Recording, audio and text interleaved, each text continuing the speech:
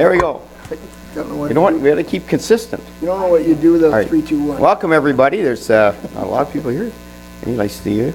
And the press, of course. It's great to have you here. That's how we get our message out.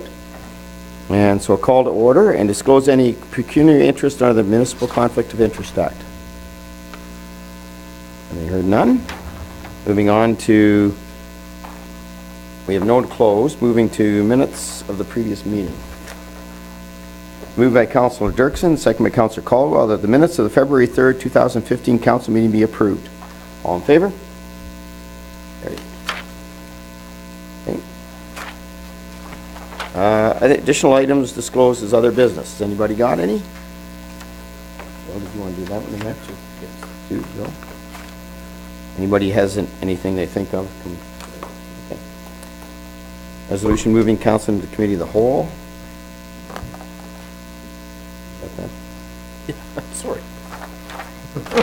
Distracted there by David. David? Moved by Councillor Elliott, second by Councillor Anderson. The town of Minto Council convenes in the committee of the whole. All in favor? Carried. Okay. No public meeting tonight. No delegations. Public question period. Yes. Yep. Yeah. Come on up. Yep. Question about I think the YouTube video is extremely innovative, and it's perfect for situations where you can't attend a council meeting. Yep.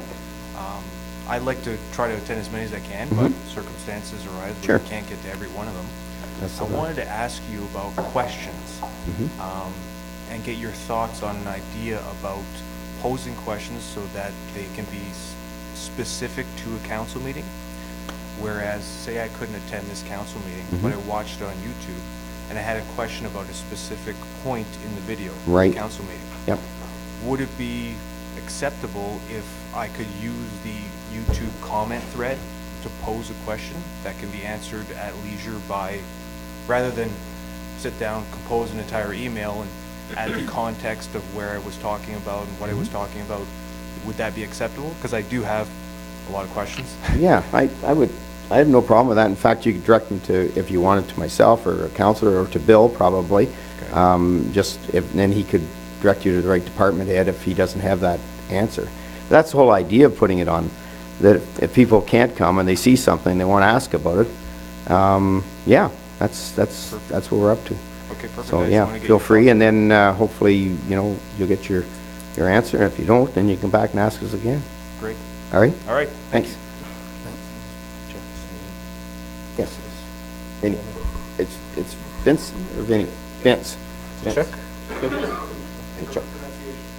Hey, Chuck. Chuck. Good. As in the hockey player. Yes, exactly. Yep. Thanks, Vince. I always thought it was Tay-Chuck. It's the Chuck. Well, no, that's how they, like but Chuck, right? he was wrong from the beginning. It was Chuck, was always the Chuck, right? It was actually Tuck, okay. Oh, So, yeah, the hockey player said. that's the way you're going with it. Okay, all right. Thanks, Vince. Very good. Correspondence received for information requiring direction of council. We have some scanned in emails. Any questions? And we also have the report. Do you want to do it all together? Yeah, that's all together, yeah. Just the one, do you want to talk to that one? Yeah, I just wanted to speak to item 10B3. Yep.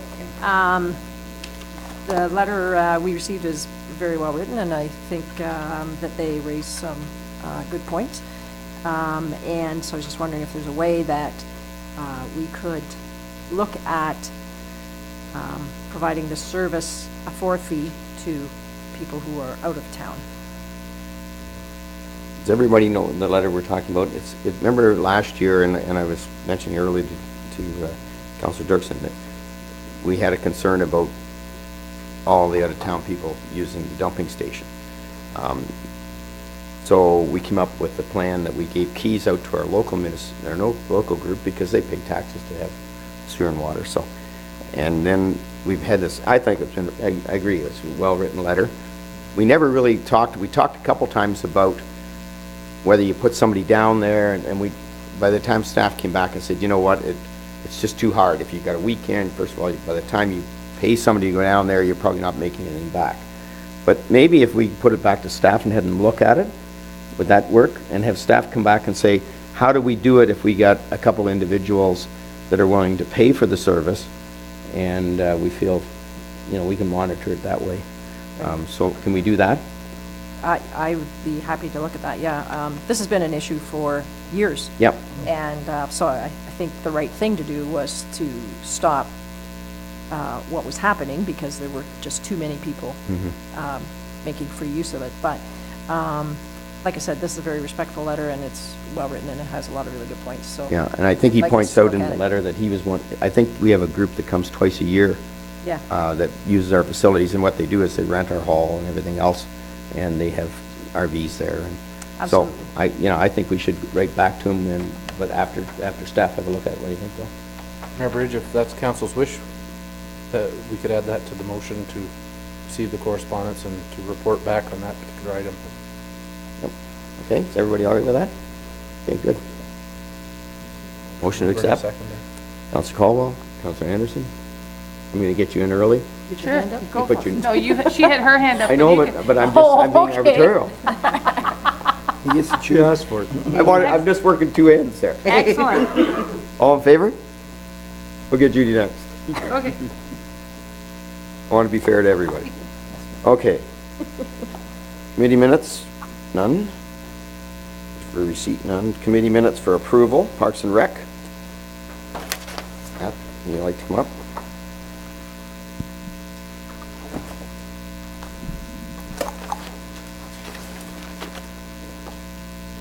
Turned on. Make sure Yes. your mic's turned on there. Thank you, Mayor Bridge. So before you, you'll see a set of minutes from the Parks and Rec Advisory Committee meeting from January the 29th,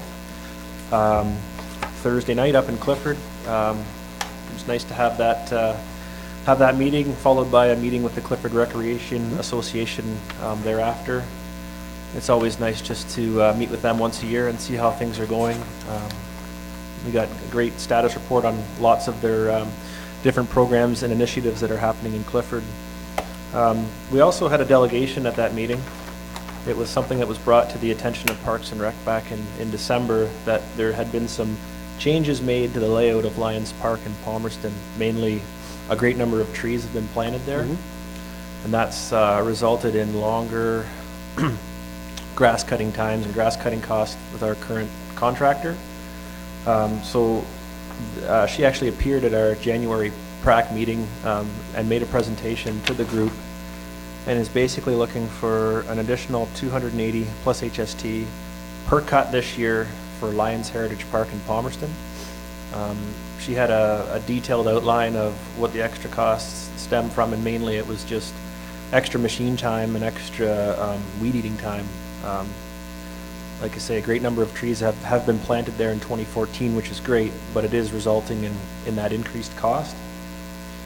So PRAC has made a recommendation that 280 per cut be added to this year's grass cutting contract, and that specifically pertains to Lions Park in Palmerston.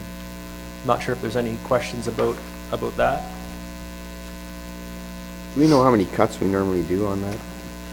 I'm sorry, did you have a It's question? okay, go ahead. I was just wondering about how many cuts. It'd be roughly 18 to 20 Okay. cuts. All right. Through you, Mayor Bridge, my question was just then they followed it by saying that she will probably be reducing it for the Clifford Ball Diamond. Should we not put the whole thing together before we vote on an increase? Because it'd be a net of the 280 less the decrease, correct? Yeah, through Mayor Bridge, it will be less than 280 per cut.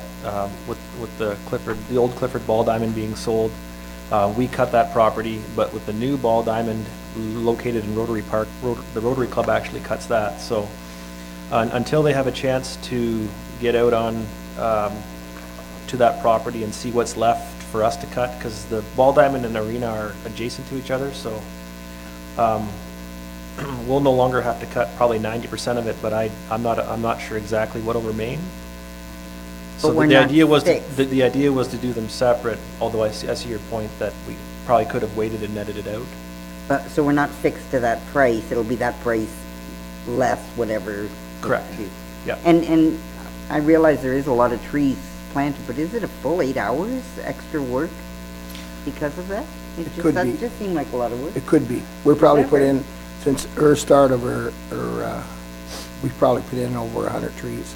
And probably for a couple weekends, or how many we staked there, I mean, I bet Yeah. you we used the metal stakes to go around them to protect them, right? And they're a good sized tree. I think most of them are probably, I don't know. 10 or 12 feet. 10 or 12 feet high. So when you put the stakes there and then tie them, they won't, then I can see where she can't get close with a mower, so she's gonna have to get off. It's the fact that you have to go and do it. Yeah. And at the end of the day, I mean, it really improves the park. I mean, that's, She had to hire an extra guy just to be able to trim. I can see the cost Being for that high? it being that high, yeah. Okay. Gibson? So through you to Matt, are these trees mulched or going to be mulched? Because we don't want weed eater damage to the base of the trees either. Through Mayor Bridge, to the best of my knowledge, right now, they're not mulched. So there's just grass in and around them. Yeah. Yeah, Just grass. Your point's well taken. You have to be careful, because if you start You can wreck a hitting them with tree, yeah. so you'd have to take your time. I don't know if, I haven't seen any damage on lions. Do you know of any, Mike, with the trees, that any damage? Nobody's reported any or saw any? Yeah, but it's not from, Rabbits. not from weed eaters, so they're very careful. And with the mulching, as far as I know, Yeah, from the town. some of them are mulched. I asked just for my education. I'm aware of the park, but how many acres, like how much grass are we cutting here? Because this seems like a fairly high price for cutting grass, but I don't know how much grass there is. I'm going, it's large. This was all, if I may, through you, Mayor Bridge, this was all part of a tender that we went out to last year for cutting all our parks, so I can't recall the exact acreage of Palmerston Lions Park, but this still, even with the additional, his amount is still lower than the other tenders, so I think we're good to go, but I can't recall the acreage of the park. 17? 17 acres. Yeah, it's big. Yeah, but The all the park way from extends from Main down. Street all the way down to corner Toronto of Toronto and Street. King. Yeah. Yeah. That's a huge A lot property. of grass. Okay. So that was basically the first half hour to 45 minutes of our meeting up there. Was just discussing this request. Moving on, just again, reviewing the Norgan Theatre Board minutes. Pretty much all the numbers are in from 2014, and it looks like the Norgan will finish under budget, which is great. Again, it's a great testament to all the volunteers that make the weekend showing of films possible and affordable, and that debt's just going to keep getting lower and lower. We're probably within 2 years of having it paid off in full to the town, which is great to see. We're just in the final stages of our grassroots hockey program in Clifford. Bill Raynard's coaching again this year, and it's been great to work with him. Had 28 kids registered. There's usually about 20 to 22 out on any given Sunday, and a wonderful program just to see kids who can barely skate at this point of the year are skating fairly well and really enjoying themselves out there. It's great for them to learn that skill. One other discussion item from the meeting was a terms of reference for the committee. There is a report that follows these minutes, but in essence, what we're looking at doing is similar to some of the other committees of council, such as economic development, just creating the standard terms of reference and looking at repealing an existing bylaw that kind of governs how PRAC runs. But I'll get into that in more detail in the following report. We also looked at, and again, this is another agenda item for tonight, the proposed rate and fees. For the parts that pertain to recreation, we thought it would be advantageous to let the committee have a look at them before they came here. So in essence, all of the proposed fees that are coming your way have been endorsed by Parks and Rec. Are there any other questions about the Parks and Rec meeting minutes?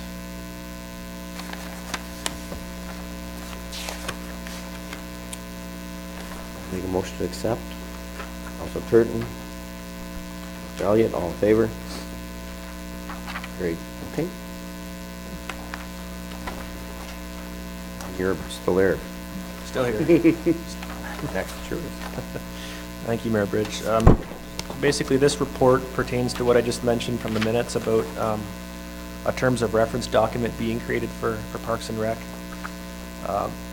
Basically, through some research, it would appear that the Community Recreation Center Act is no longer a valid authority for such a bylaw as bylaw 0706, and that it only applies to areas without municipal organization. And the Ministry of Tourism and Recreation Act seems to have no reference to this community program of recreation. So basically what we're just trying to do is create a terms of reference document that governs how PRAC operates. They're very much in an advisory role, basically for the rec facilities manager and myself to just bounce things off of and get input. And so the new terms of reference document will just outline the makeup of the committee, which includes a Clifford, Harrison, Palmerston, and Township representative plus one member at large. The fact that we try and meet at least once a month without meeting in the summer, and that you know, things like we elect a chair once a term, stuff like that. So that's basically the main contents of the terms of reference document. It very much mirrors the Economic Development Committee in terms of reference. Are there any questions about the report? Questions? Two questions, if I may. Do we receive the Norgan Theatre Board minutes, or are they reviewed by PRAC, and that's all we have from them? So through Mayor Bridge, yes, the Norgan Theatre minutes are reviewed by PRAC, and then the PRAC minutes are reviewed by council. Okay. And then secondly, will we be reviewing the PRAC terms of reference, or will it just I think they're happen? back here, I think. Not? No, maybe not. We'll come with the bylaw. Come with the bylaw, yeah. Bylaw? Yeah, That's I them think totally? Okay. That's them, I think. Okay. And I think you're right. When I looked at them, they really mirror the economic development, because it's advisory, and just those things Okay. that they advise, they don't make any policies or Yes. procedures. That comes back to us. Recommendations, yeah, okay. So it will come back as a bylaw, yes. Yeah, Thanks. I think we kind of modeled it off that. Yeah, I may have borrowed that. Well, that's fine. I mean, you know, been working, we might as well keep it all consistent, makes sense. R&D, rip off and develop. Yeah, that's right. That's a good one, yeah. Any other questions?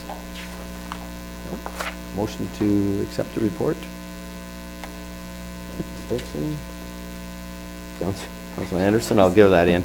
All in favor? Thanks. Who haven't I got yet? I got everybody. Oh, I got Councilor Turton. He's on top. Oh, I've been in for once. He's been in for one. Yeah, I'm okay. I'm free for all now. I got you all in once.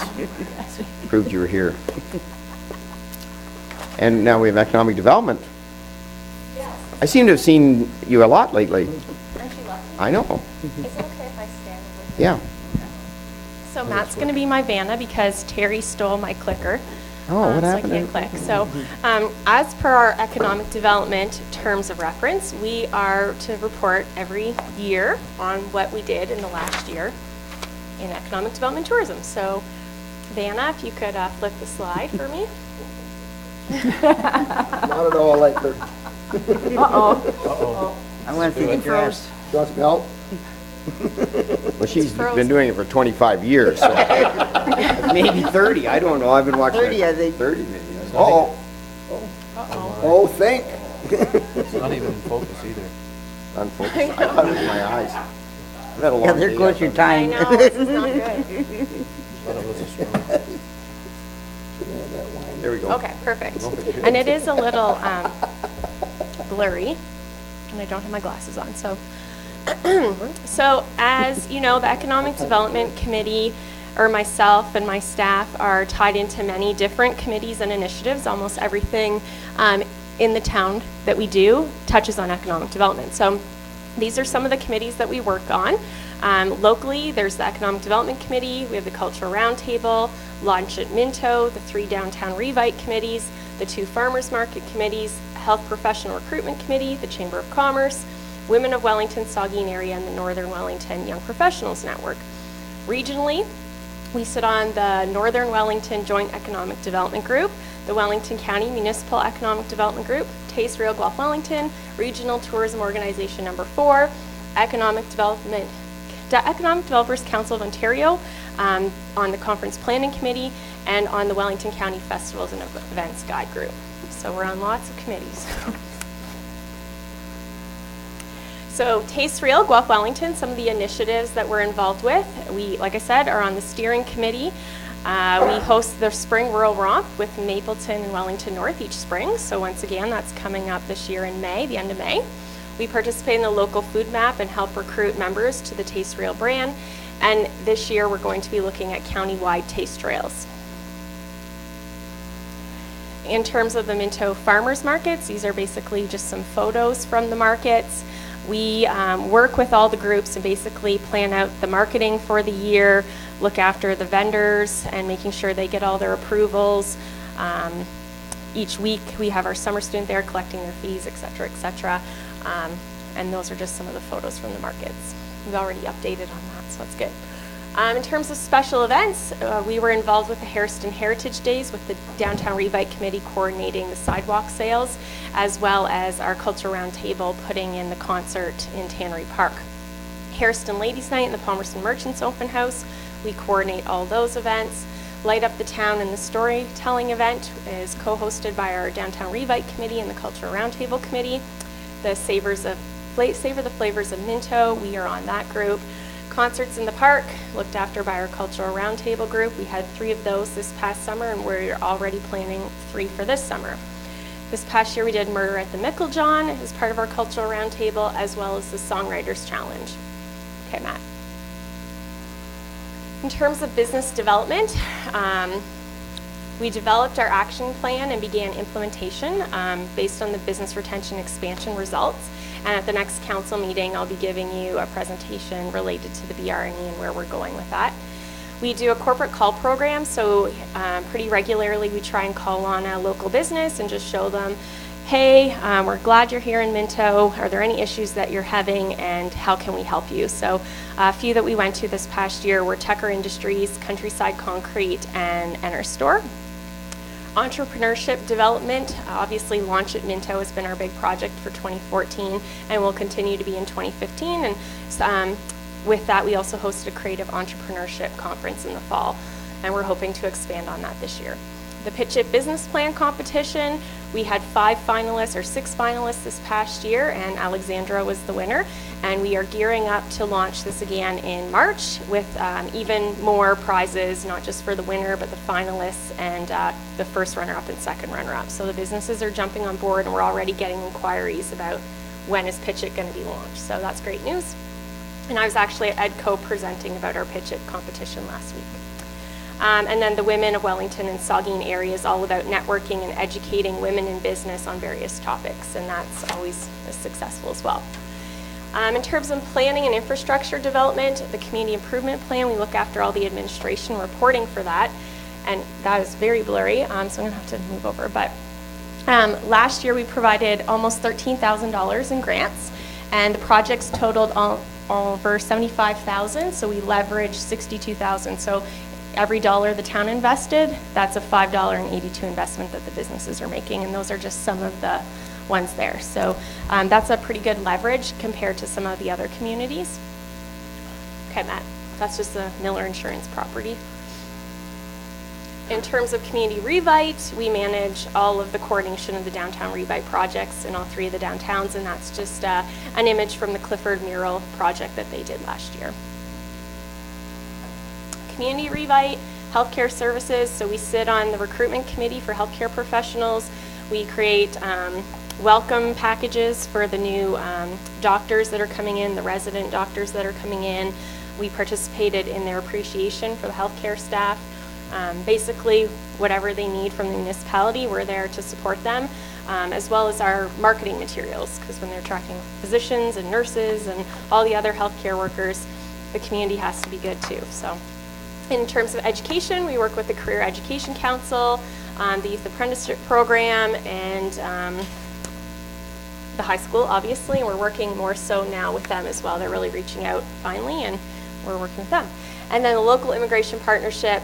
Obviously, immigration is extremely important, especially with our low unemployment rate. We're going to really be depending on this, so we're partnering a lot with the immigration partnership now. Okay, human capital and workforce development. As I keep harping on with our unemployment rate below 4%, this is a huge issue for us. We hosted the job fair in October 2014. We had 14 employers participate, and they were all very happy with the results. How many people came out, you never know. But they were happy, and we're looking at doing that again. We just launched last week. This says soft launched at the job portal or at the job fair, and then we rolled it out, and the official launch was last week. So you'll probably be hearing radio ads. We have banner ads on the Blackburn radio station website directing people to the portal. And I should have brought some of the quotes that we're getting from our employers because they're really liking it, as well as our developers are really impressed and thanking us for this tool. So hopefully. Just on that, hopefully this is a pilot for Wellington County. Yes, yep. Yeah, actually Wellington North has already signed up, and they're going to be launching their portal in March. Thanks. Yeah, I've heard some of the ads on the radio, and they're very good. Good. Yeah, they really catch your ear. Good. So hopefully they drive some people to our employers because they are in need of people. Okay, this is our big project for this year, but we've been working on it this past year. It takes a little while to get through things, but investment attraction, we have been doing, Councillor Rick Hembley and I did biannual visits to the Ministry of Economic Development, Employment and Infrastructure now. We attracted Tucker Industries, or I shouldn't say attracted, we retained Tucker Industries. They were planning on moving, and after talking with them, we convinced them to stay and expand in Minto. Obviously, Grant Service Center and storage units there in the Palmerston Industrial Park. The Palmerston Gas Station and Convenience Store, which will be starting in the spring, and acceptance into the Certified Site program. So I've been talking lots about that. There are only 5 certified sites in Ontario right now, and we are keen to get this done by the fall so that we can participate in a show to Chicago. The Ministry goes to this big trade show in Chicago, and they want to take our property to showcase there. So our goal is to get this done by October. And we had the opportunity at EDCO to meet the 2 people you've been working with. Yes. Online. So they had their booth there. It was, I can't say her last name, Joyce, and Tanya. So Tanya and Carrie, yeah. Yeah, so it was nice to meet them, and they were really excited about the fact that we're participating in this because we're one of the smallest communities to be involved. Yeah.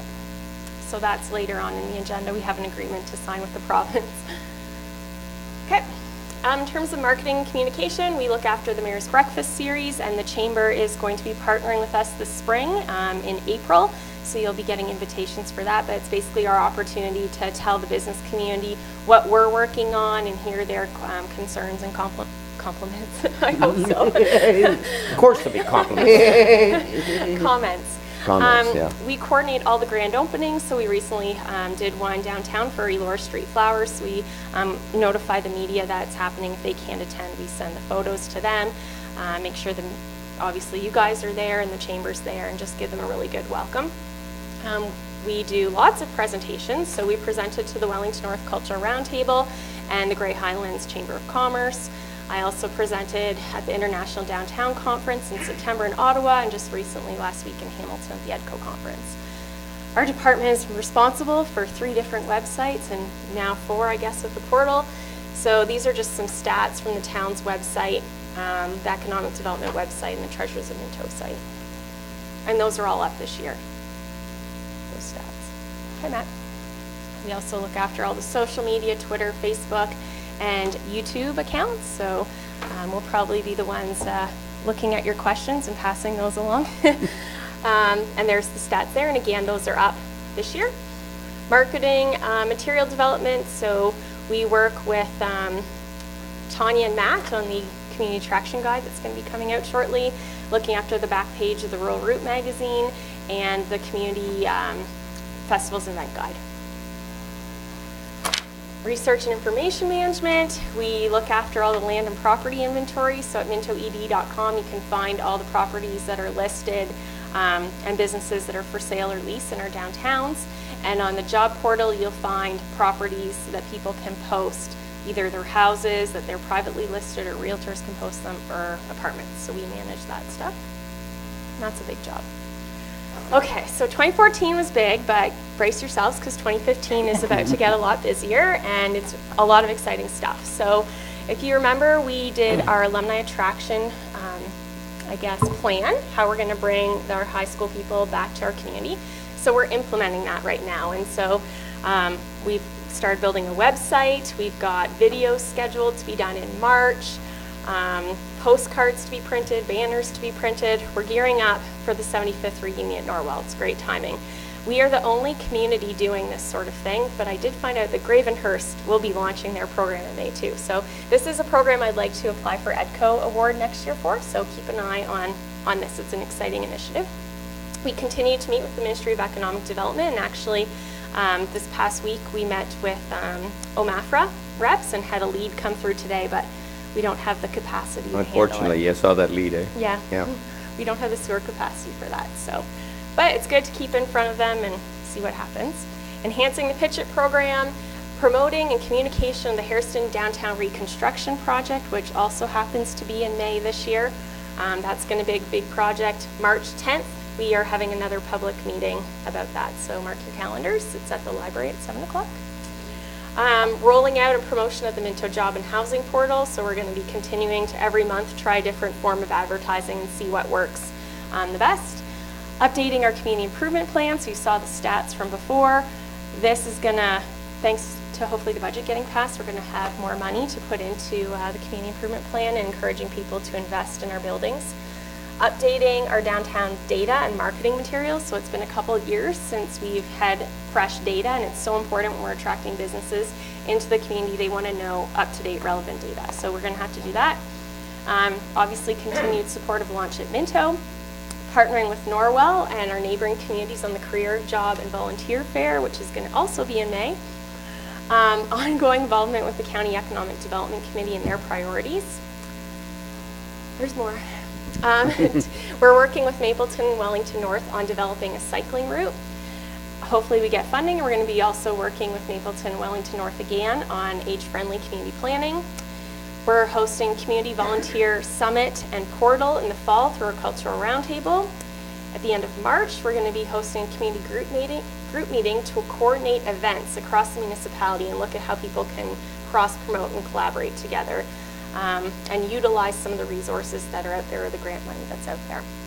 Obviously, concerts in the park, and we'll be releasing our CD that we did the CD contest for. That's going to be in May. And preparing for the 2016 IPM. So those are our priorities for 2016, or 2015. I'm jumping ahead. And so just to remind you, this is my staff of myself and Carissa helping me out, and we're busy girls. So I think that's all. If anyone has any questions, I'd be happy to answer them. Councilor? I just want to say about the ads in the paper that you just put out. I had a hockey dad come to me in Stratford, and he's got works for quite a thriving business out of Broadridge, and he brought up this about Minto, and he says, it sounds like that's the place to be. And they've been giving me the gears for years about, you know, what's in downtown Minto, and we've got, you know, nothing to offer like we have in Stratford and Goderich and whatever. So he said it sounds like it's the place to be, and place maybe to move our business, move some of our business. So, and he was very sincere about that. So they are working. That's good. Yeah, and I was actually talking to an investor earlier today. He has bought property in Palmerston, is fixing it up, and he was saying he has more people calling him to rent these units, and he's like, I'll buy more property and fix them up, because that's our problem, is our properties are not ready for people to go into, but we do have businesses ready to go into them. And so. it seems kind of oxymoron, but he was impressed that we don't have enough employees down here, that all our employees are working. And our employment is low, he says, so therefore you've got working people down there, and maybe that's the place for everybody to head to, so that there is jobs available and people are willing to work. It's not a... Yeah, it's a good thing, but a bad thing. Yeah, so our employers want to expand, but they can't because they can't find the workforce. So it is a challenge. So it's a place to come and work? We need workers, and then we'll have more businesses to follow. Yeah. Thank you, Mayor That's Bridge. true. Going to the job fair in Yes. Palmerston, what was the feedback on the people that came to visit? Was there, people hired some of the visitors? You know what, nobody's really responded back on if they hired anyone out of the job fair, but they were all happy with the attendance, and they were all like, we're on board to do it again.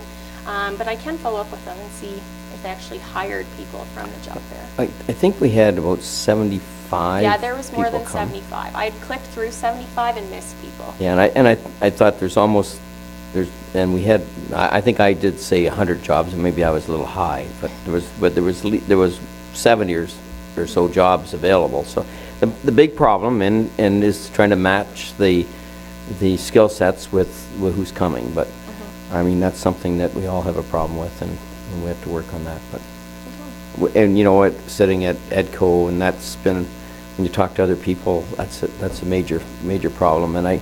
And that's why at both the county level and the different levels, and I'm really excited about the cooperation we're going to have with the schools, because they're starting to come on board, the new principal, and that's where it has to come from. It has to come from getting kids the opportunity to see what skilled trades are out there that are available for them, that at a really good, reasonable return on their investment of time and effort to get a good job. And we have to connect that better, and I'm really happy to see that happening, and I think that's very big. Thank you, Mayor Bridge. Great presentation, Belinda. Thank you. I'm just curious, what is your biggest need in your department? More hours in a day. That I can't help you with. Yeah. It's really, we're to the max, and it just happens to be that everything is coming now Yeah. in May and the fall. Including baby, I understand. Including Chris's baby, yes. Yeah, so it's busy, but it's all fun and good stuff, so it's just being organized and getting through it. We appreciate you working. And if you get a chance to go down to EDCO sometime to the Economic Development Conference, when you leave there, you hear a lot about Minto, and it makes you pretty proud of what we do and what Belinda's done, and what she brings to the table. She's so well respected down there. I sat in on her session, and yeah, I think it was one of the bigger sessions, Belinda.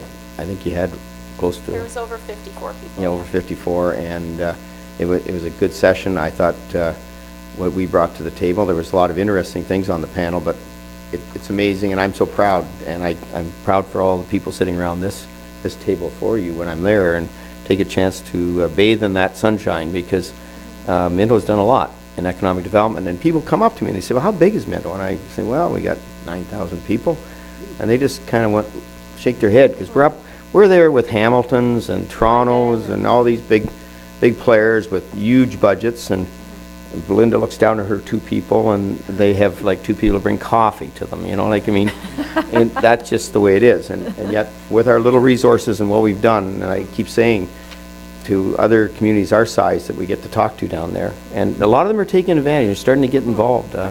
It was really, really good to see. And well, hopefully next year we'll be up for some awards, and Yep. you can all come down to the President's Dinner. Yeah, we'll be in Toronto. Yeah. I just want to state too that this council and previous councils Exactly. have deserved some of the credit for realizing the importance of economic development, and that it is the future of any town. Yep. And luckily, like I say, I don't know how many years ago that councils had the foresight to see that, and then that's been continued throughout.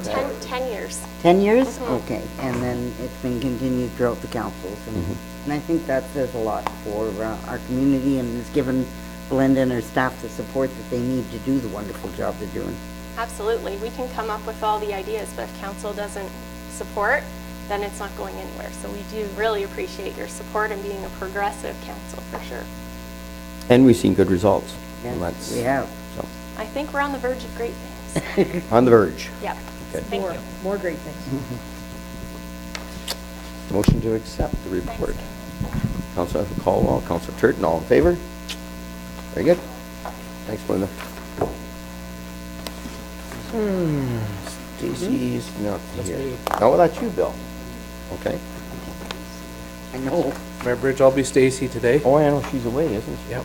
Yeah. England. Pretty qualified. Oh, definitely not. The purpose of this report You'll recall last meeting, we had fairly extensive briefing on source water protection plan implementation, and we heard that the Maitland Source Protection Plan was just approved. You'll recall, they did mention we had two plans. The other plan is the Saugeen Valley Source Protection Plan. That plan is actually out for another circulation. Those of you on council last term will recall we had a lot of feedback on this plan, quite frankly. The number of risks, if you look at the chart, comparing the risks identified in the two plans, you can see that Saugeen has 70 remaining and Maitland Valley has 22, but that seems a little disproportionate, but you may recall that it was actually 700 when that plan first came out. Yeah. So I have a huge file on this. It's probably 30 centimeters high, but where the plan is now is it's close to approval. We wanted to make sure there were no significant policy issues that this council would want to comment on. So if you look under the threats, there's 5 points that Stacy has brought forward. First is that the threat verification has greatly reduced the number of significant threats down to 70, and that'll probably even drop further. There's more consistency in implementing the plans. The Maitland Valley plan, for example, had the local municipality doing one thing. This plan had the conservation doing other things, the conservation authorities. Now they're a little closer and they've tried to get some consistency there, which is a good thing. A couple of more local issues pertaining to Walkerton and Hanover. I have no idea what those are about, but not particularly a concern for us. And then there's additional risk management policies related to small quantities of hazardous waste. And it's quite a technical description there, but basically where there are people or businesses within the, I call them the orange areas, the closest areas to our well supply, we will be negotiating risk management plans where there are small quantities of hazardous waste. So whatever that may be, there will be a plan on how to deal with that in the event that it can't be relocated or it's going to stay there. What those plans will look like, I can't say it at this point, but that's what Kyle, who you met last meeting, and Stacy and our CBO will be doing. Terry will be negotiating those risk management plans. And finally, last but not least, is coordination between the source water protection plans and the municipal emergency response plans. So if there's a spill or some sort of other emergency that affects a protection area, what will happen in those cases? Those policies have been included in there. So at this point, what they're saying is, at a staff level, there really isn't anything to be of concern to this council. The plan has got nothing but easier to implement and better for us. What they thought they would do is continue to meet on the plan as a working group, as a staff working group, and if there are anything that we need to be worried about, they'll bring that back to us. But otherwise, I believe they're recommending that we not comment further on the plan. But there is a draft letter attached to the report that was prepared on behalf of our mayor and Ed Morden to ask the province if they would consider extending the funding period for the source water protection amounts that we received. We were lucky enough to receive $115,000, and because these plans have been delayed in approval, extending the period under which you can spend that funding to 2016 would be appreciated. Another year of that. So that's what the nature of the letter that has been drafted for your consideration. So our recommendation is that you just receive the report, that the report could be submitted as needed, and that the attached letter go after the mayor's signature to the Ministry of Environment. Councillor Caldwell. For you, Mayor Bridge, my question is, December 2016 long enough? If four of the plans aren't even going to be released until next 2016. Oh, If I may, the original funding announcement was to December 2016, and then they shortened it back to 2 years. So they were hoping to be consistent with the original funding announcement, and so they feel like that's enough. We're not asking for any more money, just a little bit more time to spread out the expenditures. Yeah. And we will have met the criteria you feel by December of 16? I think we'll have made a lot of the progress that we'll be able to make. We can get going in earnest now in Maitland, we heard about how it was all set up, but now the time is to go out and meet with these landowners, and so we would be comfortable with that. There will still be work beyond that time period, but, you know, that will be the work at our cost, basically, unless the province comes up with another funding program, so. But we won't be leaving money on the table because we've passed No. the deadline. Okay. I think the plan was to try to get most of the major stuff done while we have the funding. Right. And then we felt that we could do it in-house after that, so additional costs, like we moved Stacy over to that department, and so we'll have to pick whatever, but by that time, as a building site has to be looked at, then that would be part of the criteria that I think Terry would go out, making sure that certain things are covered off if they're close to a wellhead or they're in that zone, that he would be able to do that with his regular inspections. I think, maybe I'm wrong, but we talked about the fact he wasn't sure just even at that point just how much more time and would cost him or not, because he's out there already. Right. And he can actually do it when he's there. He just has to do a couple more things while he's there. So maybe maybe 15, 20 minutes extra each time. So he wasn't even sure how that was going to work out as far as cost. So No, my only concern is they said that Saugeen probably will not be ready until the end of this year. until, yeah, and when they say the end of this year, what if it's the middle of next year and then we're into 2016, you know, I just want to make sure we Yeah, don't. well, I think that's why we want, on I the table. think that's why, Mary Lou, we want the extension, because Right. we can get at Maitland now. We can get working at it, get it over with, but it's the smallest one, right? Yeah, and then hopefully Saugeen gets done.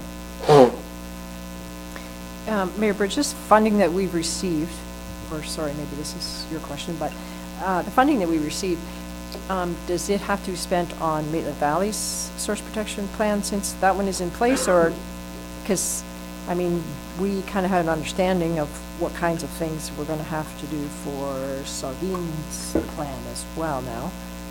Can we spread it over the entire municipality, or does it have to be spent just on the Maitland Valley area?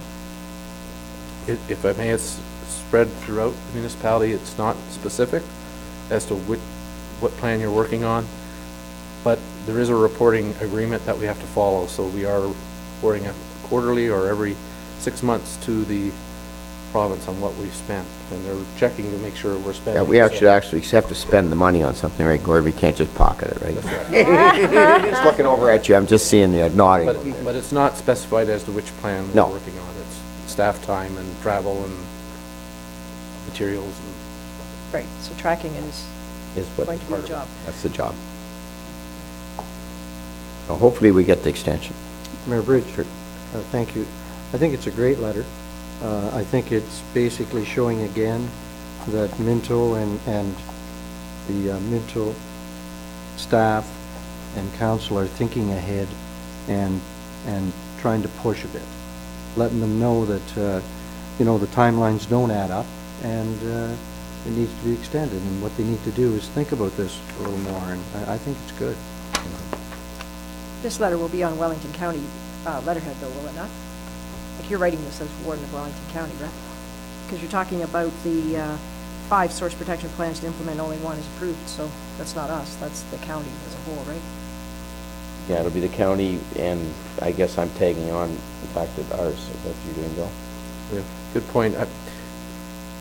I envisioned it on Minto letterhead, and I could change that 5 to a 2, but maybe we could do both.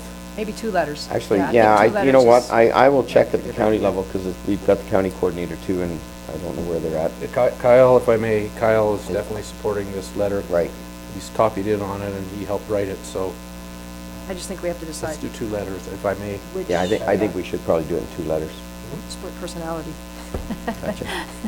Or maybe get the other municipalities to write the same letter. True enough, yeah. But as warden for Wellington, Mayor Bridge could do one on Minto letterhead as mayor of Minto and then Yeah. one as warden. And a slight change to, yeah. And I'll find out from Kyle how he wants to. Okay. So if I may, Mayor Bridge, if you move the recommendation and add that 2 letters, go one from the Wellington County and one from Minto, then Somebody move that? Council Turton, Council Dirksen, all in favor? Okay. All right, next. Mayor Bridge, I believe I'm going to be pegged now. Let's go ahead. Quite Easy to peg. You've got quite this personality group here. Quite the split, yeah. More of that going on. You gonna be yourself at all? No, Maybe. maybe later. Mayor Bridge, this is a severance application for property located at 5782 Wellington Road 2 by Curtis and Brianna Dykstra. The staff have met on this application. The recommendation is that we have council recommend the County Land Division Committee approve the severance subject to the financial requirements of the town being met, that the zoning compliance be achieved, and that the drainage reassessment for Drain 30 be applied. They're similar to the comments in the Wellington County Planner's report, which is also attached for your information. And then there's also a map showing the severed parcel, the original retained parcel, and the configuration of Drain 44 and Drain 30 where those are. So my impression from the comments that I had from the staff was this was a fairly straightforward application and that we should be supporting it. Questions? Thank you. My only question was at this southeast corner, it looks like there's already been a severance off of this property. Is that an issue? If I may, through you, members, because I'm assuming this is secondary agricultural land, Yeah. based on where it is, Yep. and you are allowed one severance per lot that existed on a certain date. So the red parcel will have had to have existed, I think it's approximately 5 or 6 years ago. That date was amended a couple of years ago. But anyway, it looks to me like it had one, but if it does not have, if that is the previous severance, they will not be allowed a second one there. So that would be picked up at the county stage. That's not a concern for us. And I'm guessing based on it getting this far in the county planner's comments that it is not an issue because that lot is existing. The other lot was existing as well, so they are allowed one more. Okay, thanks. One of the advantages of having the county planner, our planner, because they would check that, I'm assuming. But you're right, it's a good point. Okay, anything else? Just need a motion on the recommendation. Motion on the recommendation. Councilor Elliott? Councilor Turton, all in favor? There you go, okay. I'm not going to be Annalee. No, Annalene's going to be Annaleen. I assumed Annaleen was going to be Annaleen.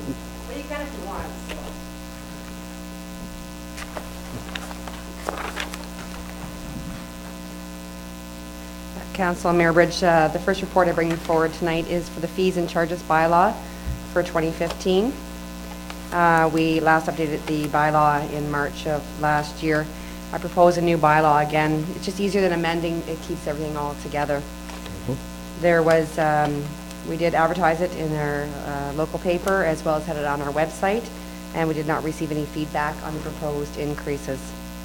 The changes that we are proposing is for Schedules A, B, D, and E.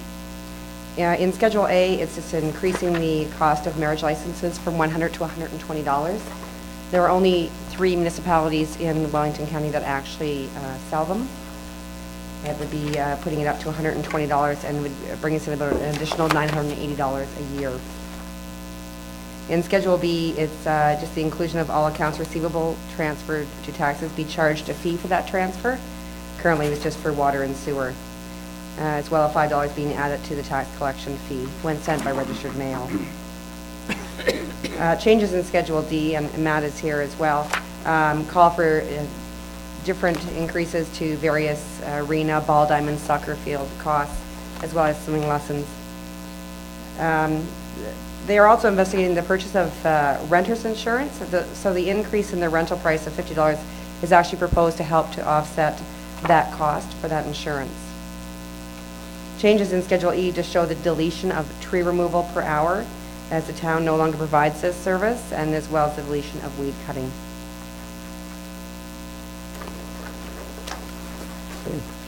Mayor Bridge, if I could just briefly on the insurance issue.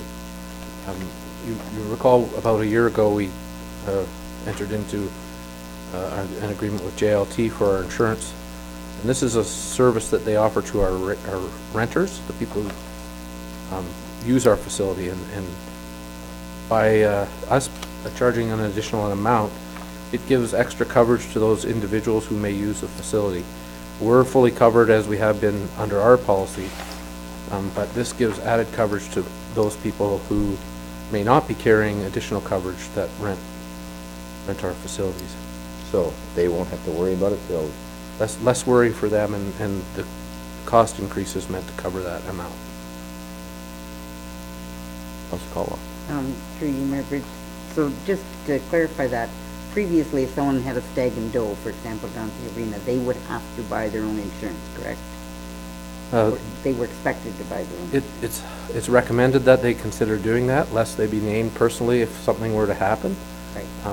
So it would no longer be necessary. In that case, they would not have to, they would have no concerns about that. They would be covered under this. And I think that's got to run. I seem to recall buying that years ago, and it was $100 and some for the one night coming in. So I would assume this is a lot Less cumbersome. less cumbersome, and a lot more people would do it. Yeah, you don't want to leave it up to your own personal insurance, because you're really taking a risk. It's not enough. We had no feedback on this?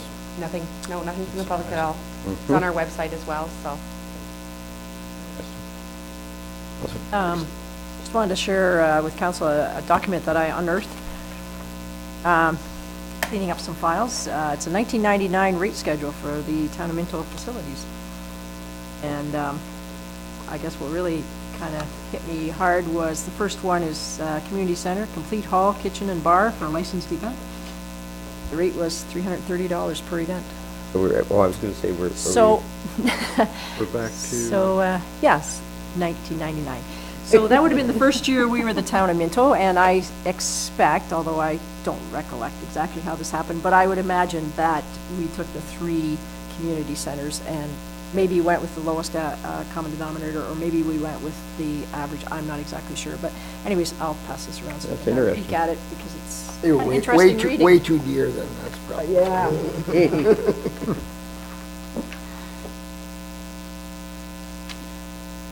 Remember, if there's no further comments, there is a bylaw later on for consideration, but you would need to receive this report. Yep. Councilor Caldwell? Anderson? All in favor? I need name Your hand tags. up. Look, my sweater's gray. I know, Hers but is you gotta get your hand up. A little bit more, I just was get it reading up. this fascinating document. Okay, I saw you wink. all right. And Annalene, you're next again. Yes, the next report is on enhancements to the Smoke-Free Ontario Act, and I'm going to ask actually Matt to come up, because you may probably have questions for him in regards to this. As of January 1st, 2015, the Smoke-Free Ontario Act regulation has been enhanced, and that's going to include children's playground and play areas, as well as sporting areas, etc. So according to the Act, you know, we have to post no smoking signs at all entrances, exits, and washrooms. It's quite a large thing that you have to follow along with. But the thing is to know is that the Wellington Dufferin Guelph Health Unit is actually in charge of making sure that it is enforced. It is not ours, they have to enforce it. They did give us 50 signs, and I showed you them on there. That is the actual size of them, so they're not very large. That is the actual size of them. Yes, sir, they're 4x4. I did call, but that is the only size of signs that they will be providing us with. They did give us 50, though. But luckily, the signage was purchased by the Recreation Department last year, and it's 12 by 18. It's larger than the size of this piece of paper. And they did put that up last year in the recreation facilities, you said, in around some of the parks and, Yeah, they're great signs. yeah. So what we're looking for is a recommendation that the place the no smoking signage on all outdoor recreation areas. We'll use the small ones for washroom, or you can, you know, put them along the fence, as well as use our larger signs that we already have. So through you, Mayor Bridge. So in question to this, you say public health follows up on it. They enforce it. Do they?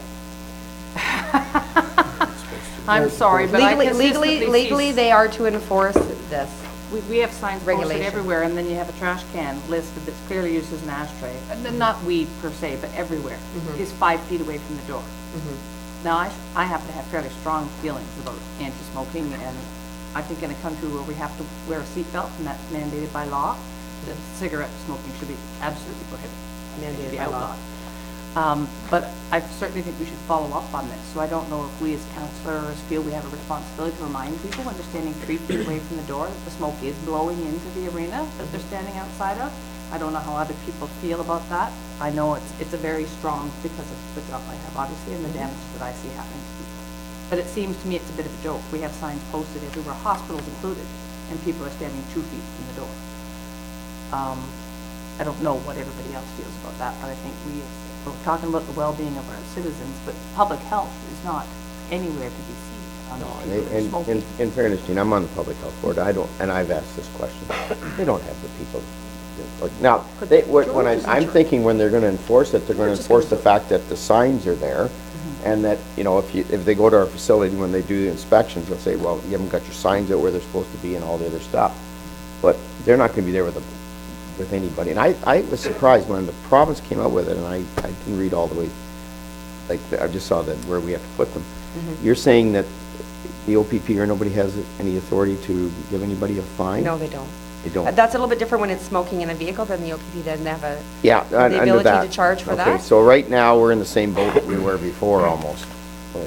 Yes. I've got a whole bunch of questions. Okay, but they're quick. They're all related. First of all, our pavilions. We were talking about covered facilities, and I know patios now, you can't smoke in them. Is our pavilions now considered a patio? I would say so. Our overhead coming out of the Palmerston Arena, where they all smoke coming in the door, is that now considered a patio where they can't smoke? That's things we've got to kind of look at. I know in slow pitch, I umpire it, and the catcher will come out and inevitably 90% of them smoke and have a cigarette while the game's going on. So it's going to be tough to make them comply to the situation, because it's hardly, there's very seldom there's kids around. What I was wondering about, should we be having a consistent approach for our staff, so that when I go to the staff and say, this fellow's smoking in an area where he's not supposed to smoke, our staff, what do they say? I can't do anything about it? Or do we say, I'll go out and ask the people not to smoke, and then walk away after that?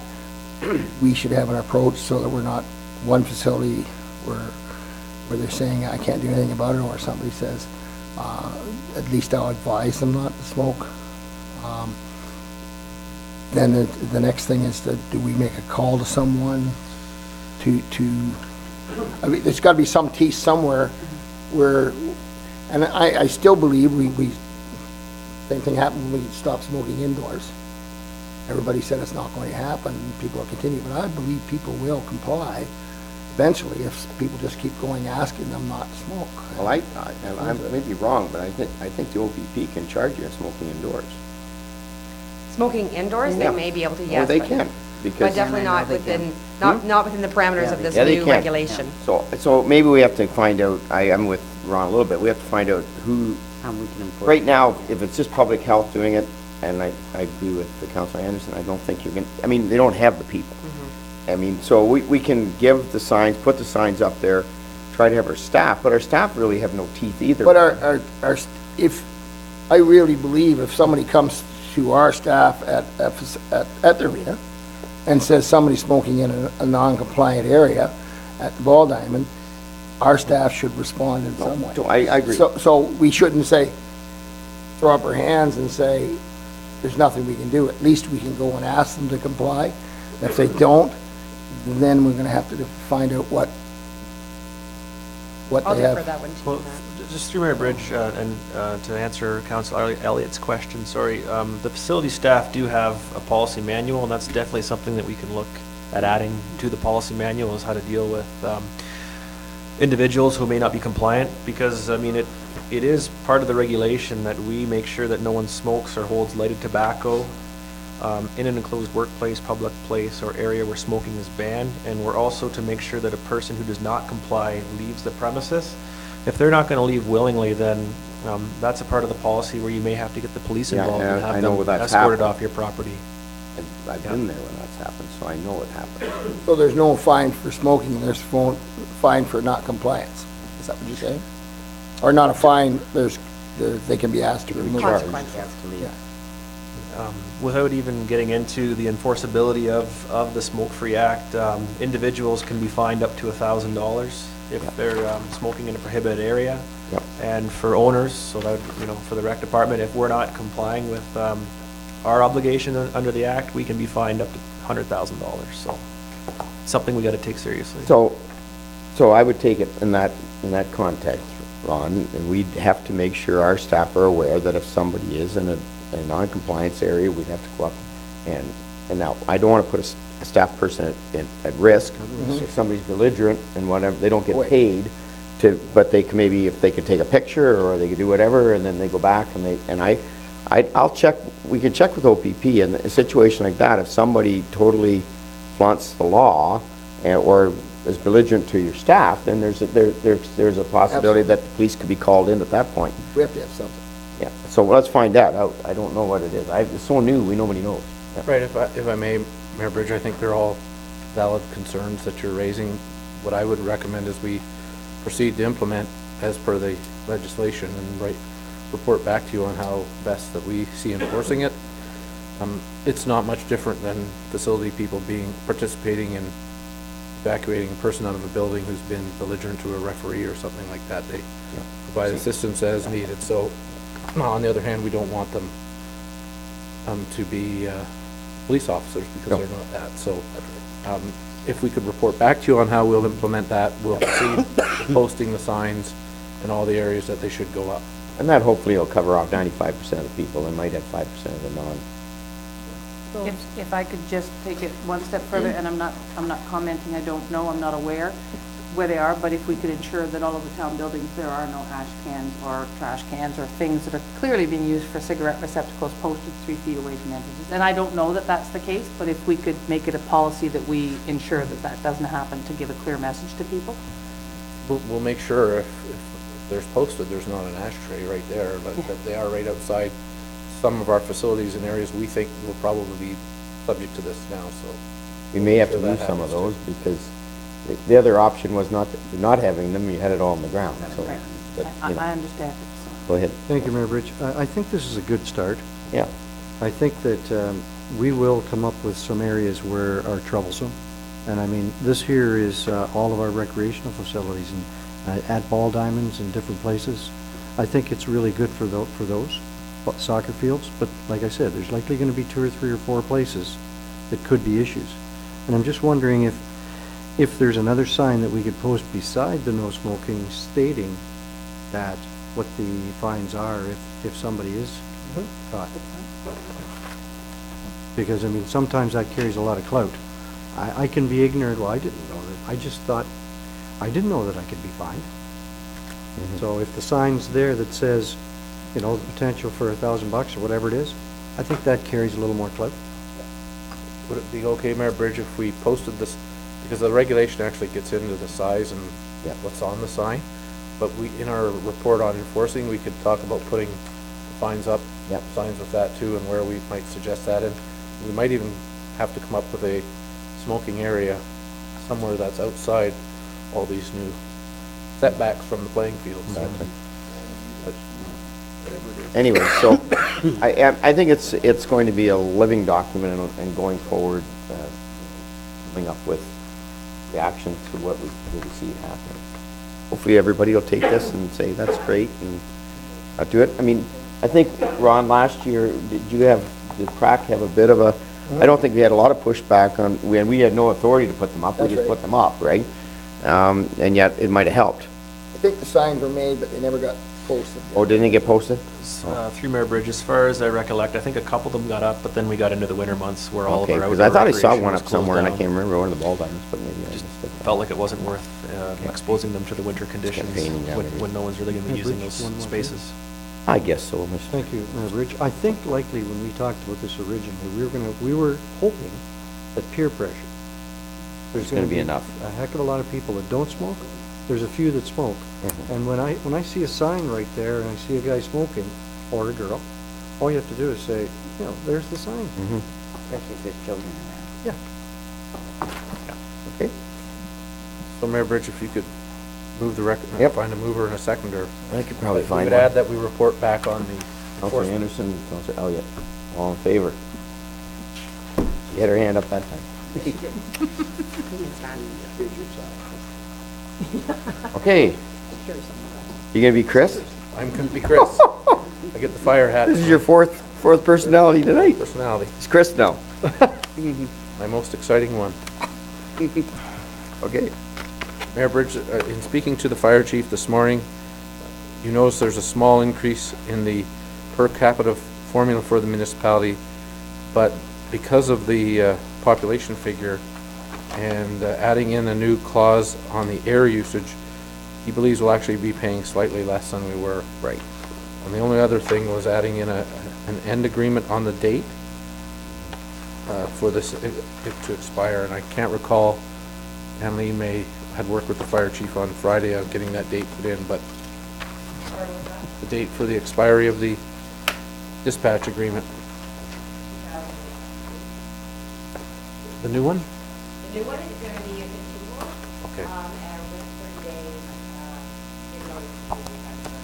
Okay, so what we arranged was that this agreement carries on unless either party gives 30 days notice of cancellation.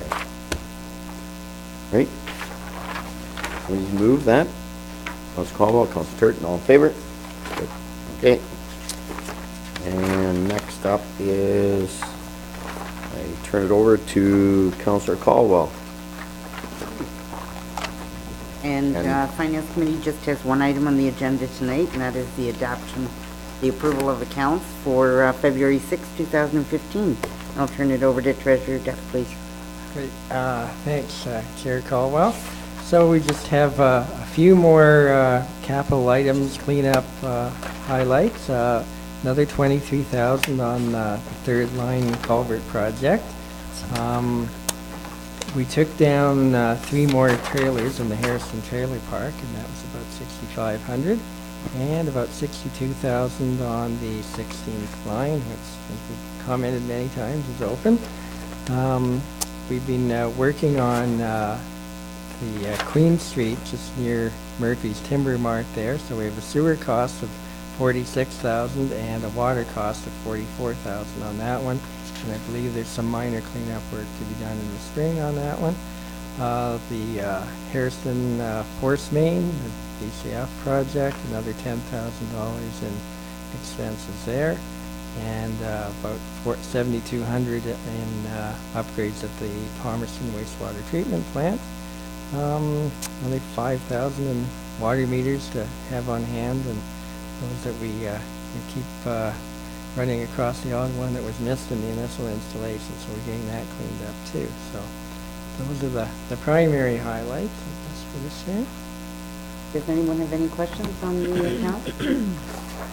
Then the recommendation is that Council of the Town of Minto receives the Treasurer's Report dated February 6, 2015 regarding approval of accounts and approves the Town of Minto accounts by department for February 2015. Would someone make that motion, please? Councillor Dirksen, seconded by Mayor Bridge. All in favor? And it's passed, and I turn the chair back to Mayor Bridge. I'll turn it over to Councilor Turton. Thank you, Mayor Bridge. Got one item on the Public Works agenda this evening, and we've got Mike and Brian. I know that says Terry Kuipers, but this is not. Yeah, I'll play that role so you can give CEO a way to break.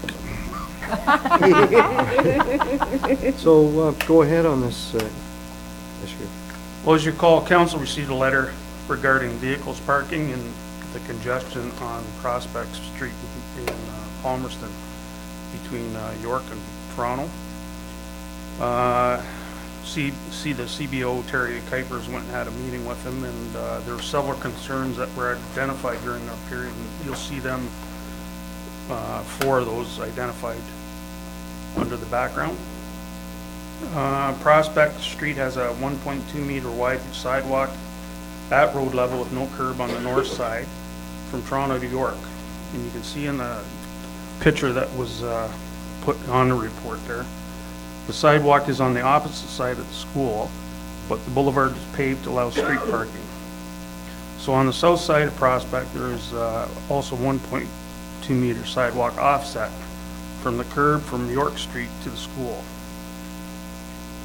So in front of the school, there is a curb face sidewalk, but there's no sidewalk on the south side from the playgrounds all the way to Toronto Street. So looking at the shots on the second picture, you'll see how through traffic could be easily blocked if there's vehicles on both sides of the road there. And how the sidewalk on the north side could be unsafe for kids crossing and such. So the situation has not changed a great deal over the years, except for some new home construction on the north side, but staff agrees improvements should be considered to increase the safety, especially of the kids. Staff met with the principal and vice principal of the Palmerston Public School, and they were very receptive to the meeting, and they also voiced the same concerns as from the letter, as well as what staff has seen there as well.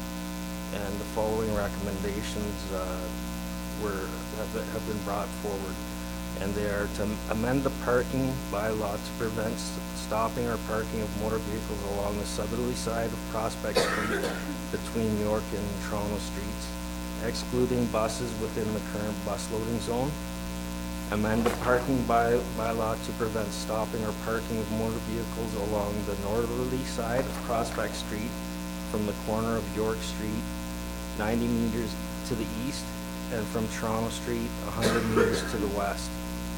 And the third one, upon an agreement being reached between the Upper Grants District School Board and the Palmerston Missionary Church to allow overflow parking from the school onto the church's parking lot, the town will construct 125 meters of 1.5 meter wide sidewalk from the current crosswalk at the school along the southerly side of Prospect Street to the Palmerston Missionary Church's parking lot. Questions? Councillor Elliott. Thank you. You're welcome. Again, I know people come down with their kids on that street and let them off, stop for 2 minutes, let them off, go. So that's not going to be allowed at all. Actually, yes, like right on the, it would be the northerly side of Prospect Street, basically right in front of the current school bus loading zone. There will still be parking allowed along there for roughly, I think it's about 100 meters that will be allowed in that one area. But on the south side where the sidewalk going into the school, they won't be allowed to stop where the buses stop now? No, that's just for the bus loading and unloading. Yeah. So, the reason I'm asking that, now on the north side, you can only park about 2-3 cars maybe at a time, because they've got all the new houses built there with their driveways coming out on the street. I would think 1, 2, maybe 4 parking spots, 5 maybe. Oh, there should be a few more than that, but I think so. Like If not from York maybe, but Yeah. I'm perimeters of the school, I'm sorry. Yeah. Sorry. yeah, Yeah, from the perimeters of the school where they drop them off to go, there's probably only maybe 3 right across. right across from the school, yes, but then that is extended Now, to throughout. I believe it's about 100 meters, I believe, is where it goes. yeah, and I know from past, I've delivered kids at that school for years and years, including my own and others, my grandchildren and stuff. I know, they just come down, park right in the sidewalk, let the kid off, the bus has to wait, away they go, and some of them walk in with their kids, so it's more than 2 minutes. Problem, they leave the car there. And so, it's great to have the parking. Are we gonna enforce it right away so that we can get some compliance? We're gonna wait until there is an agreement in place with the missionary church. I don't believe we're looking at and doing anything until September of this year, for the next school year. Okay. So that we have the summer to have the sidewalk in place and the agreement in place and everything. So they would pull in the parking lot, and if they need to, then we'll walk them down the sidewalk to the school? Yes, I- correct. Okay. I've had a brief discussion with Pastor Phil from that church today, and he has no issues, but the school has not contacted him as of today to, for any agreement of some sort, so. So we'll But have he lar- has no issues whatsoever. So we have large signs, huge, that they can look and see that there's no parking. There'll be for no buses. parking signs put up with Yeah. when that agreement comes, yes. Yeah. Mayor Bridge. Well, and I think you've answered a little bit of my question was, we're not gonna start this till we get that sidewalk in. Because the idea of going up to the school, and I think then it's part of education. I mean, the school board, the teachers or the principal and that will send stuff home, make sure the kids know that's where they gotta go. So we won't be alone on this. Yeah. And I guess if we do have people that are abusing it, well, they'll be ticketed. Yeah. Because that's an OPP option. Yes. Yeah. So I think it does, I've done the same as Ron, I've dropped grandkids in there, and actually, the way we always do, especially if they know somebody's picking them up at night, we've been using the parking lot up at the church anyways, again, without permission, obviously, but we've been up there, and they know to go up there, although they have to go across the road, because there's no sidewalk, and then come around and then back. You know, summertime, they can kind of go up and down, but not in the winter. Pastor Phil Yeah. said that too, he said the mayor uses that parking lot. I know. without permission. He knows my car, too. He knows my car. Councillor Anderson. If I could ask, I'm well acquainted with this too, dropping off our grandchildren. Is there a reason not to make the parking zone on the opposite side where you're gonna construct the sidewalk, so the kids aren't crossing the street? We're trying to keep that side open for the buses only. Okay, so And they then- go straight down. Yeah, and then also there is the crossing guard right there. at No, the but when you're there, entrance of the school. children are darting across the road every which way, whichever vehicle, however it is. In trouble from that crossing guard if they do that, though. Well, yes, they're in trouble from their grandmother too, but that Yeah. doesn't necessarily. And they don't listen, I know. I have another question, Go which ahead. is sort of related, but not exactly. The access to the public school in Harrison, do they still use the pathway? Is there a pathway maintained now that the senior school is not there? Because I don't see any footprints, but if the kids, there's no sidewalk there either. You're almost exactly the same situation. You've got a church and you've got no sidewalk and you've got the school. Is there a consideration to looking into it in Harrison as well? Because once that senior school is a housing development, do people want their kids running through, and is the path going to be maintained and so forth and so on? Because I'm thinking, how do these kids get to this school? CEO White, would you answer this? If I may, through you, Mr. Chair, there is a path in the back. I think you're plowing it pretty regularly. There are people who use it, because we hear from them if we don't plow it at the end of the day. Yeah, we've had those calls. But this is a big issue in Harrison leading up to that. So path going in late this fall, but they have approached the Catholic Church, they being the Upper Grand District School Board, and they have made arrangements that the kids can cross where they're crossing there now. So they're actually looking at formalizing that, but they haven't come back to us yet. Okay, so they go in from the grounds of the church and through a little Through pathway there, into that's the- actually all set up there already. Okay, all right. Yeah. Mayor Bridge. And on that, I don't know whether it's in the budget to do William Street, where the idea was to put a sidewalk on William Street. No sidewalk on William Street right now. Did we have that in the budget? There is currently sidewalks on William, but not on the undeveloped portion there. Yeah, right. Yeah. So that was sort of the idea, that we'd get sidewalks there too, which would help, because we got the crossing guard down at the corner down there. Right, but then Put there's them no- up there. It'll get better as that gets development, but right now there is We do get people calling when it doesn't get Yeah. plowed, because I've had that. And they seem to be happier now. I haven't heard lately, so it must have worked. Good news is good news. I guess Other no news is questions? good news.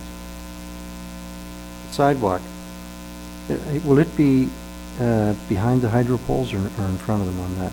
Am I looking at that sign right? Where exactly will it be? Will it be close to the road? It'll be close to the road, in It will. between the hydro poles and the existing curb. And the there. curb. Yeah. Okay. Any other questions? Hearing none, then the recommendation, sorry, go ahead. I was just gonna say, the, on the north side where the green area is, that it says, that parking is to remain, Yes. okay? Would it make sense that in that area, that it's a drop-off only rather than a park yourself and walk your kids in? Like, is there a way to There- separate it out, or is that too difficult? The difference is, no parking, but you can stop and drop off, and no stopping. There's two different Those are the signs that, choices. that, Yeah. Like, I mean, those are pretty, those spots would be, what are they? They're preferred parking, right? Right. They're premium. Yeah, they're premium, yeah, those are premium spaces, so I'm just thinking, you know, if you had a 2-minute limit there or something, that you could, you know, maybe help your kid across the street, but that's it. They yeah. can get in the Under school the themselves. no parking regulation, and I'd have to look it up, but you do have time to stop. You cannot, when they're saying no parking, they're meaning you're gonna park there and you're gonna get out of your vehicle and go somewhere but there is a limit on how long you'll be stopped parked in that position. Okay, I'm actually talking about the area where the existing parking is to remain, where that green piece is on the north side of Prospect. But I guess I'm just thinking, those are premium spaces, right? So, you know, you wouldn't want somebody parking there, going in, having an interview with the teacher, and then coming back at, you know, at the premium time. Yeah. Is there something called, like a drop-off only? Like if that's what I think Councilor That was Durson- my next thing, was a drop-off Okay. parking. Yeah, we could just say I don't know drop-off if and that's then, possible. Yeah. I don't know. Yeah, and you can put a limit on it. okay, Yeah. that would make sense, because then people wouldn't be, they would realize if they have to stop, park, walk the kids in, talk to the teacher, Yeah. 10 minutes later, come back out, that isn't allowed, but they could drop them off, take them out of the car, maybe walk them across the street and get back in. Yep. And maybe we just have to try it out and see whether it's abused or not. Yeah. You know, go from there. There's no sense making it complicated if we don't have to. Might get flagged. CAO White. If I may, I think that's a good point. Maybe we should say for short-term parking only and not all day or whatever. And if it's 5 minutes or 2 minutes, we would come back when the bylaw comes, you would have to approve that. So we'll let you know what time we're suggesting, but if we change the recommendation to short-term parking in that green area. You get more cars in and out that way. Any other questions? Hearing none, then the recommendation that the council accepts the chief building official and the road foreman's report, BD 2015-02 of February 10th regarding Prospect Street parking issues, and approves the following. Amend the parking bylaw to prohibit parking on the south side of Prospect Street between York and Toronto Street, excluding the buses in the current bus loading zone. And amend the parking bylaw to prohibit parking on the north side of Prospect Street from the corner of York Street, 90 meters to the east, and from Toronto Street, 100 meters to the west. Upon agreement between the Upper Grand District School Board and the Palmerston Missionary Church to allow temporary parking from the school on the church's parking lot, the town constructs 125 meters of sidewalk from the current crosswalk at the school along the south side of Prospect Street to the Palmerston Missionary Church's parking lot. Then you'll have to add another section in there for the time limit on it. Okay? Yeah. So there's a fourth item then that goes on? Or do we just do it when the bylaw comes? If I may, just for that green area, we would just add the word short-term parking. So, do we think this is gonna solve the problem? Sure help a lot of people. Sorry, Councillor Anderson? as long as it's policed, and then who, again, like, you're gonna have to have some agreement from either the OPP or local people to like the first few weeks, they're gonna have to chase people. Well, Yes, go ahead, Mayor Bridge. I think what I talked about, this has to be a coordinated effort in September of the next year. You know, letters going out to the parents, to the students, you know, the teachers talk about it. The OPP could have to be there for a little bit to get some warnings out or whatever. I don't want to be over high-handed about it, but certainly, you know, it's a learning curve and people have to get it. But I think it will solve some of the problems. When you're down there and you see when you do drop off, or if you decide to try to drop off, it's scary down there. I mean, there's a lot of kids walking around. I'm surprised nobody's been, touch wood, hurt. And Councillor, I guess that was going to be my comment, that I think people have to realize this is for the safety of the children. yeah. And that's uppermost in our mind. okay, can I yeah, have yeah. sorry? Just a small point, but Go ahead, short-term Councillor Caldwell. parking to me is vague.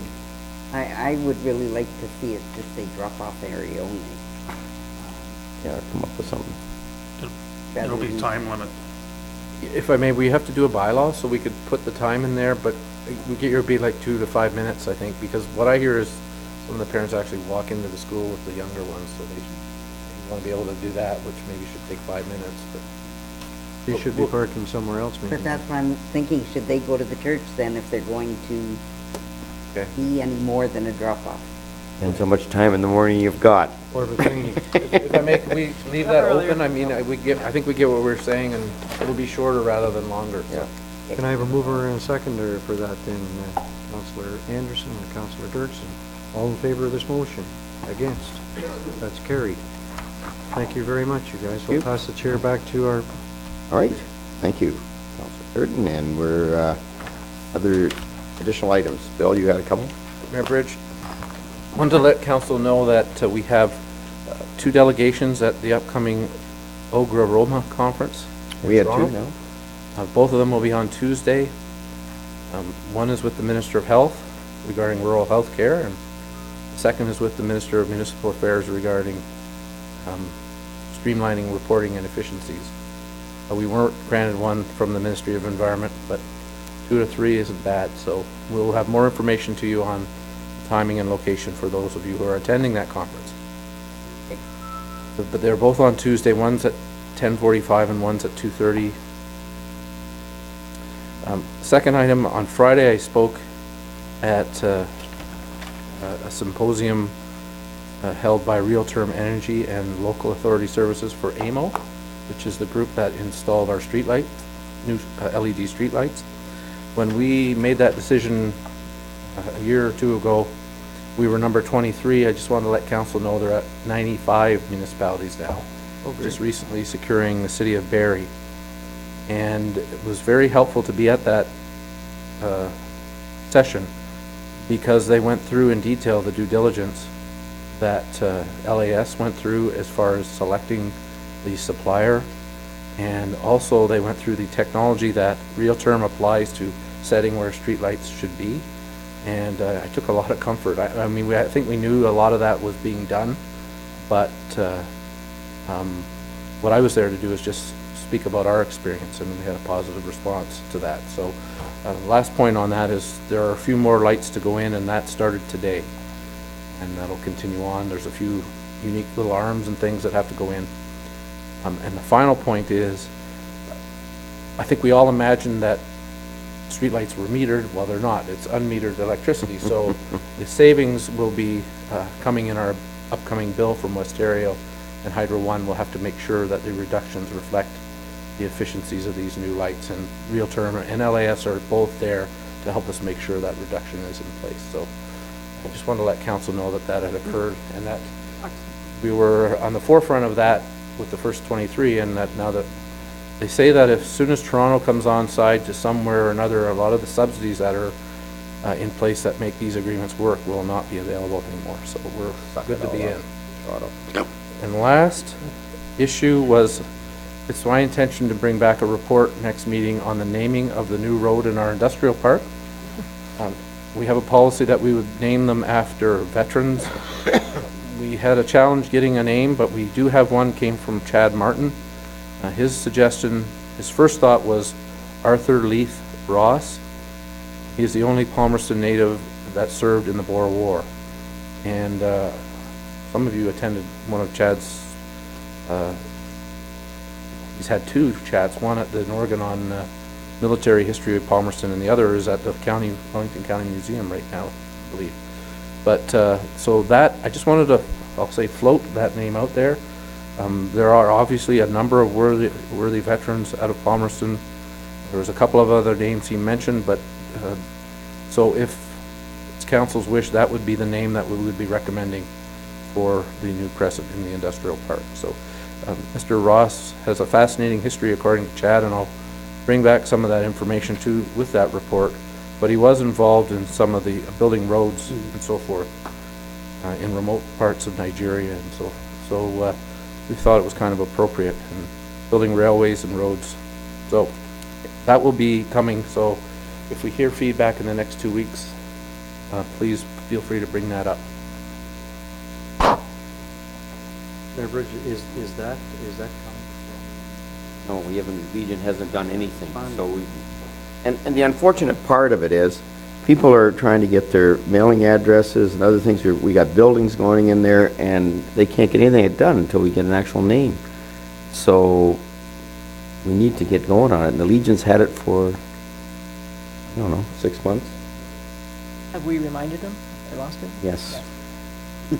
Give me that name again. Arthur Leith Ross, only Palmerston native that served in the Boer War, graduate of Royal RMC. He actually stowed away to get it in to fight at the Boer War. It's a long story. Yeah. Very interesting. They'll bring a little history to it. Finally, Mayor Bridge, if we move on to the bylaws, I do have a couple of overheads to support some of the stuff you're doing on bylaws. But Okay. the other additional items that you want to talk about first. No, I don't have any more. Anybody else got any? Nope. Nope, sorry. Is this, no, we'll have that chance later, right? Otherwise, other business, we're gonna discuss later, right? This is it. This is it. Yeah, Oh, sorry. Judy, this is it. Okay, sorry. I heard on Friday Okay. that 3 municipalities in Wellington County received ice storm. Oh, we did get some money. Minto got some money? Oh, we did. Oh, but, Wait a minute. No, we didn't. Okay. Well, anyways, so I heard that 3 municipalities in Wellington, and it was Mapleton, Center, Wellington, and I can't remember the other one. So I'm wondering, and I'm assuming we haven't, because I haven't got an email from anybody that said yippee yahoo. So does that mean we're shut out of funding, or does that mean it's still coming in the next round? Okay, the truth is in the middle there. We do have a letter. We have no money. no cash. We have no cash, and we're still responding to requests for more information. So I would say you can't count your chickens yet idea there. But yeah, it wasn't on, I heard the radio report too, and Minto wasn't mentioned. So we have a preliminary estimate of 28,000, which is much less than what we put in for. So perhaps, and I can't make any promises, it might be a bit higher. I'm 100% sure we're not going to get what we put in for everything, but hopefully we'll get a portion of it anyway. So I heard one of the municipality in Wellington got some, and it was only about 30% of what they asked for. Yeah. So at this point in time, and they haven't got it yet, it's just a letter, there's no money. Saying that they've been Letters are pretty sort of important. tentatively approved for it. Yeah, and one of the conditions for sure is an agreement coming to council. Yeah, And of course, I don't think we're near yeah, that so stage. that's why. If I may, I think maybe some people received the letter Friday. Maybe some people misinterpreting that letter as a guarantee unless they got a different letter than us. I don't think they did. I think But we're very optimistic something's coming, but we do have to sign an agreement. Yeah. So will these other municipalities too, I'm imagining. And we had a follow-up, I can't remember if it was a call or something, anyway, to continue to put in that information, because I was very surprised to get that letter when we're in the middle of responding to our previous inquiries. So I'd say it's still in process, like that's all we can say right now. It may come out at the roads, I'm thinking.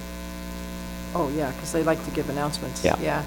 I just found it, I thought the timing was interesting because it's rare that good news is delivered late on a Friday. Well, I mean, Yeah, true. notoriously, Yeah, Yeah. Yeah, I just heard, Notoriously, you I get heard bad one, news. one mayor told me that today. And I didn't find out because until I called Bill and said, what's going on? 'Cause and Bill said, well, we haven't said anything yet because it's not quite as an official as you'd Okay. like it to Well, have then I'm be sorry before. I said anything. No, sorry, no, that's fine. No, it's sort of out there, I know. I mean, it was out there today, but I was at a Yeah, at a we're county still meeting. treating it as we're in the process of I still, responding to The check's in the inquiries. mail. Perhaps, yeah. Maybe. That's the story, right? And it may not be very big. Okay. Alrighty. okay, that's all right. All right, moving forward here now. Moved by Councillor Caldwell, second by Councillor Turton, the committee of the whole convenes into a regular council meeting. All in favor? Carried. Okay, we lost Jean. Where's she?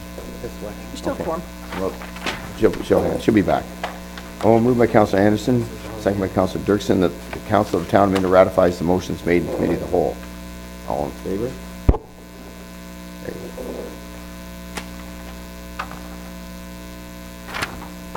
Moved by Councillor Turton, second by Councillor Elliott, that bylaw number 2015-12 to establish fees and charges for various services provided by the municipality be introduced and read first, second, third time and passed in open council and sealed with seal of the corporation. All in favor?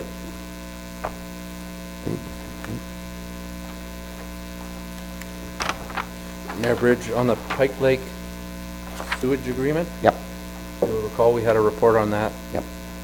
a month or two ago. I just wanted to assure you that that agreement had been reviewed by the solicitor and is signed by the owners. Okay. Moved by Councillor Elliott, second by Councillor Turton, bylaw number 2015-13 to authorize the mayor and CAO clerk to execute the Pike Lake Sewage and Water Responsibility Agreement, be introduced, read, and first, second, and third time and passed in open council, and sealed with seal of the corporation. All in favor? Great. Mayor Bridge, on the part lot control bylaws, the first one is for the ball field in Clifford, and on the map on the overhead there, you can see the red area, yellow printing that you can't read, which is a little bit out of focus. Either that or I'm No, it's looking out here. out of but, focus. Plans for which? Our old projector. Okay. And then, so that's what a part lot control bylaw is. This basically takes out all the rules in the Planning Act to prevent you from conveying pieces of land without a severance. And this is a common process where you have townhouses being built. So this was a requirement under our agreement of purchase and sale. So in that red area, they will, once those foundations for the homes go in, they can create deeds for lots based on where these houses are located. So it's just more flexibility than going to the county and applying for severance after severance after severance for the 7 units that go in that location. And the green area is a reminder, just is the half-acre park that we have back That's there right. that We'll sort of have to cut. will be put in. And then the other yellow area that's located there is phase 2 of that development. The red area has actually closed, and we do have the funds for that purchase. So part of your budget will come back for Brown Street, do the servicing there, and they are contributing to that. So, and the second part lot control bylaw is for Milton Seiler. That's coming up. And again, the part lot control bylaw applies to the whole lot, and within those red lots, they'll be able to convey individual parcels. And I think in those cases, it's semi-detached homes. Okay, so these part lot control bylaws have been passed by a previous council, and that time frame is going to run out, so they've asked that we pass a new one.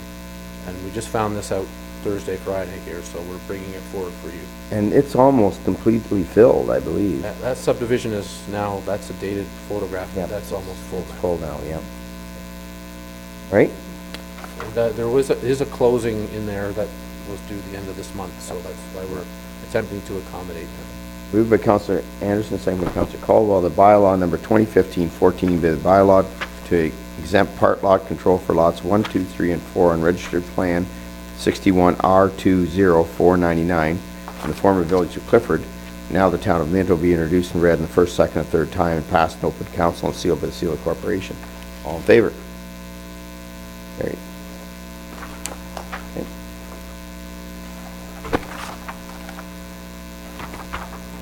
Moved by Councillor Dirksen, second by Councillor Elliott, the bylaw 2015 to authorize the mayor and CAO clerk to execute a certificate site program agreement with Her Majesty the Queen in the right of Ontario as represented by the Minister of Economic Development, Employment and Infrastructure be introduced and read for first, second, and third time and passed in open council COC of the corporation. All in favor?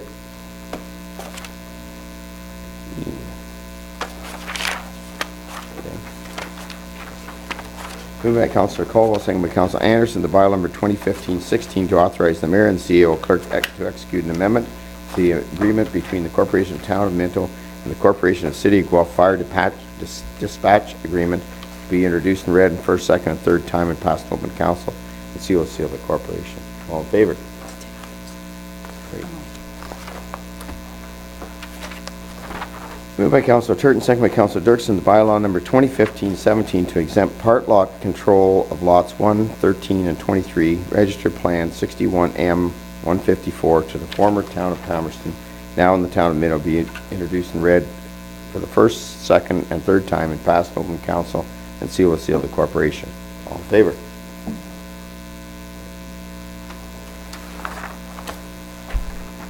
Moved by Councillor Dirksen, second by Councillor Anderson, that the bylaw number 2015-18 to confirm the proceedings of the February 17, 2015 committee and council meeting be introduced and read in first, second, and third time and passed in open council and COC of the corporation. All in favor?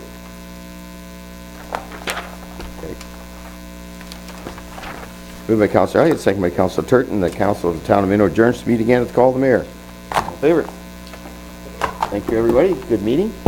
That's done.